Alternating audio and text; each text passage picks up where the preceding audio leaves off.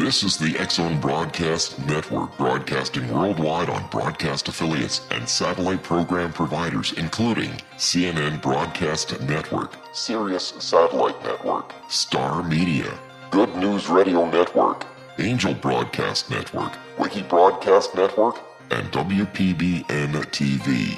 For more information on the X-Zone Broadcast Network, visit us at www.xzbn.net.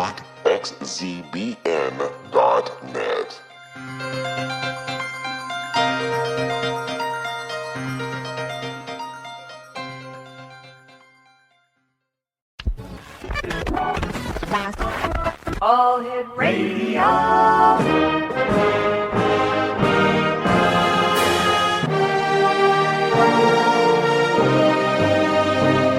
Welcome to the X-Zone, a place where fact is fiction and fiction is reality. Now, here's your host, Rob McConnell.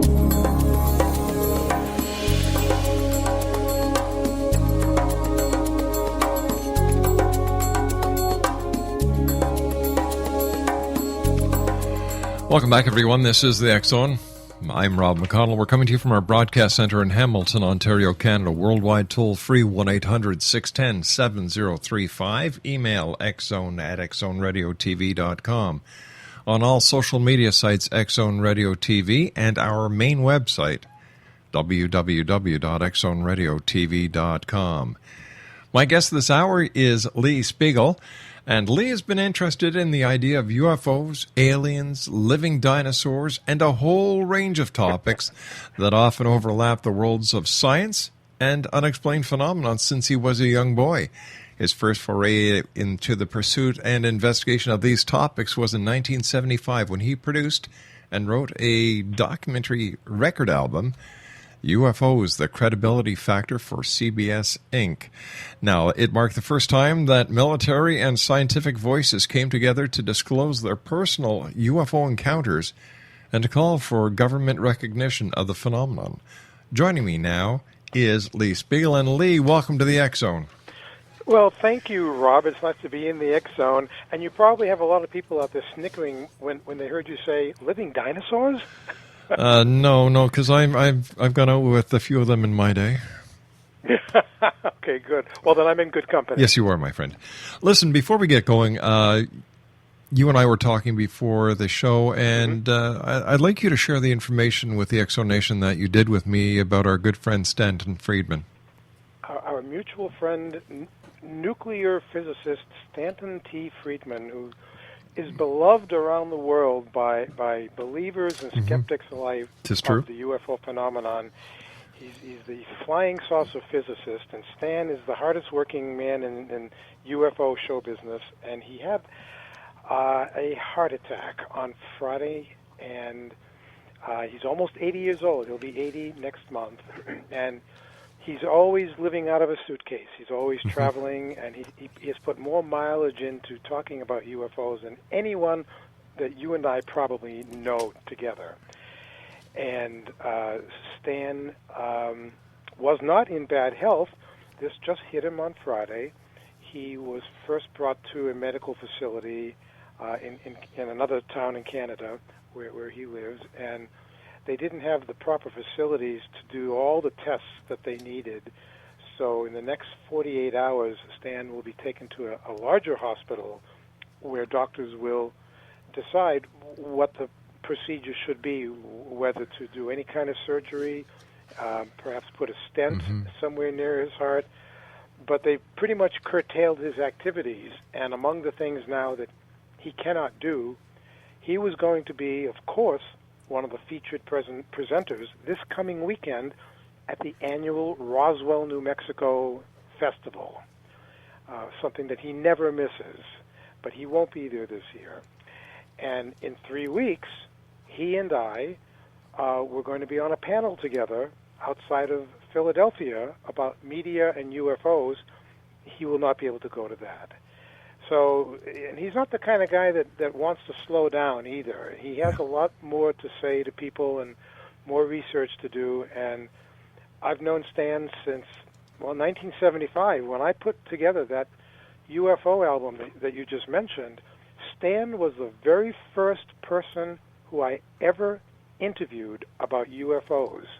And that was like 40 years ago, and he and I have been friends ever since. And so we all send our wishes to him. And Stanton, if you can hear me through the vastness of space, you have always got a way of knowing what's going on. You're in our thoughts and in our prayers, my friend. If it wasn't for Stanton T. Friedman, I don't think the city of Roswell, New Mexico, would even be known today.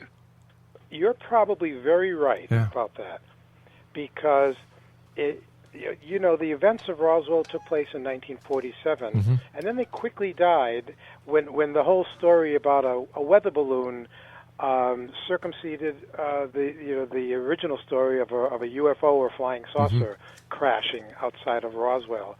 The military swiftly came in, changed the story.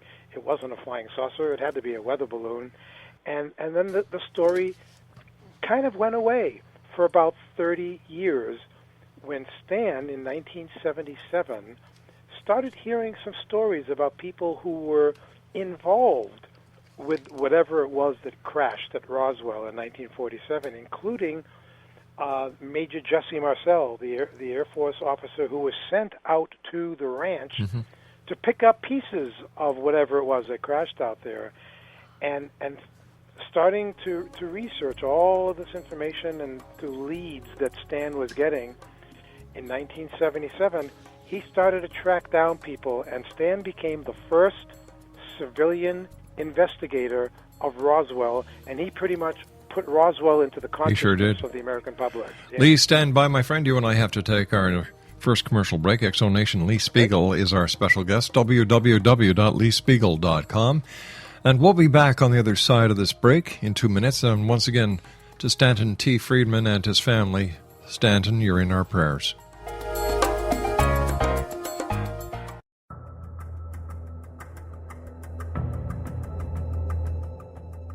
Modern Esoteric, Beyond Our Senses by Brad Olson, consummates the lifology story about where humanity originates.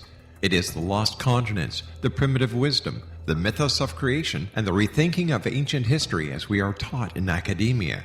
There is much more to the story than what we have been told. As this is the first book in the Esoteric series, Modern Esoteric starts at the beginning of time and accelerates up to this modern age. Future Esoteric is book 2 in the series and takes a forward-looking position ahead of today with an open and honest examination of the ET issue and various unexplained phenomena. To discover the writings of author Brad Olson, visit www.bradolson.com. That's www.bradolson.com.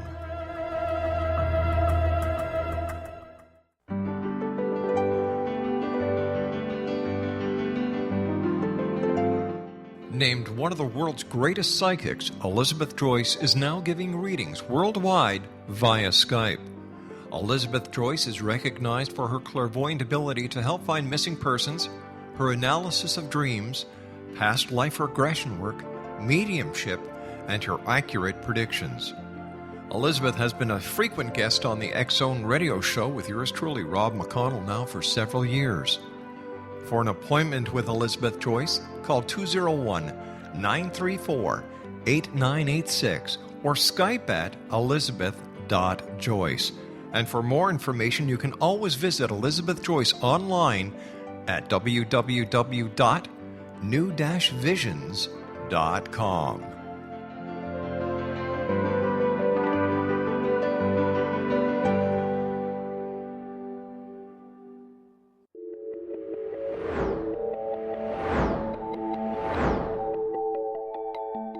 Do you have a dis-ease that you would like to alleviate through a natural means? Have you been contacted by angels, ghosts, or even extraterrestrials and want to validate these experiences? Or would you simply like to speak with someone who can help you find your life's purpose? I'm Dr. Joseph Mara, and I'm offering my services free of charge for first-time clients contacting me during the month of April.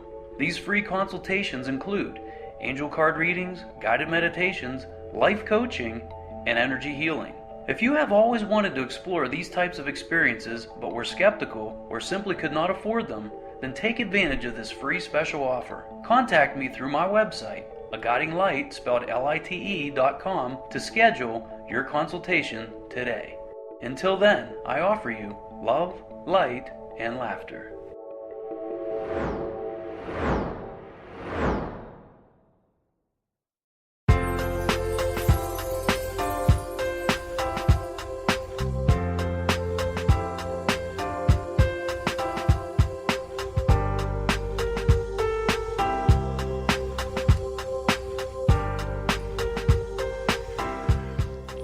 Welcome back, everyone. Lee Speigel is our special guest this hour. www.leespiegel.com. And Lee, I have to ask you, where does your interest in UFOs come from?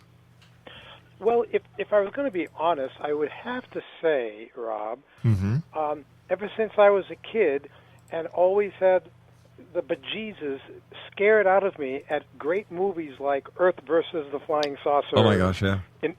Invaders from Mars, War of the Worlds. Oh, yeah, I mean, classic. I had nightmares, but I couldn't get away from this stuff.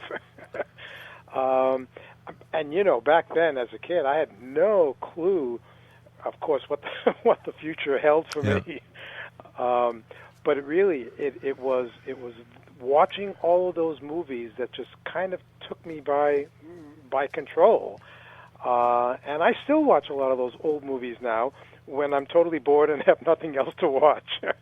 But yeah, and then in 1973, the United States found itself in the grip of a UFO wave, they call them, where all around the country people were reporting strange things in the skies. And many of the reports were by very credible people. And it was one of the last times, Rob, I think, that the media actually was paying attention to it and paying attention in a credible way. You don't get a lot of that now these days, which is kind of a sad thing. Yeah. But back then, and that's one of the reasons why I became more interested in it as an adult, was because media was presenting stories that caught my attention, and they weren't laughing about it. Have you ever seen a UFO? Yes, I have. Yes, I have. And it was while I was working on producing that UFO documentary album that you talked about. Right. I got a call one day from the late astronomer J. Allen Hynek. And he and I had become friends because he was one of the first people that I interviewed about UFOs for my album. I think I interviewed him right after I spoke to Stan Friedman. So Alan and I had become friends, and he called me one day and said, "Listen, I'm getting phone calls from police officers, sheriff's departments, highway patrolmen in the Lumberton, North Carolina area. They're seeing something strange in the sky there a couple of nights in a row, and they're asking my help to try and investigate this. And I don't have an investigator down in North Carolina." And so Alan asked me if I would go down there and check it out. And at the very least, just to do some interviews with the eyewitnesses there. And he said, if you can go there, and if you get some really good first-hand eyewitnesses from credible people, I'll publish your story through my Center for UFO Studies. So I said, well, all right, let me think about this. What exactly are they reporting to you? He said, well, what they're reporting is something that we haven't heard a lot about in 1975, a V-shaped or triangular-shaped object. And I said, wait a minute. You're not sending me down to North Carolina to see a classic flying saucer? Because that's what I really want to see. Based on my childhood experiences on the movies. He said, no, I'm sorry, that the people are reporting this triangular-shaped thing. And I said, great, you're going to send me down to North Carolina to look for a flying Dorito. Okay. I mean, really? And I said, I will go, because how many times can a guy like me get a call from an astronomer like Alan Hynek asking him to pretty much make an appointment with me to see a UFO? I'm gone.